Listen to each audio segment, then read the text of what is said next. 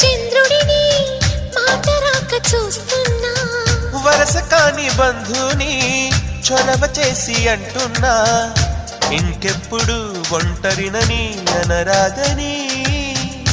నీకు సొంతం అంటే నేనేనని కొమ్మ కొమ్మ విన్నావమ్మ కోయిల వస్తుంది వస్తూ వస్తూ తనతో వెన్నెల వెలుగులు తెస్తుంది ఏవమ్మ మరుమల్లి తోరణాలు కడతావా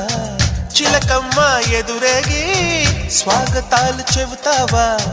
పూల పొగరిల్లేరా రమ్మందని విన్నానమ్మ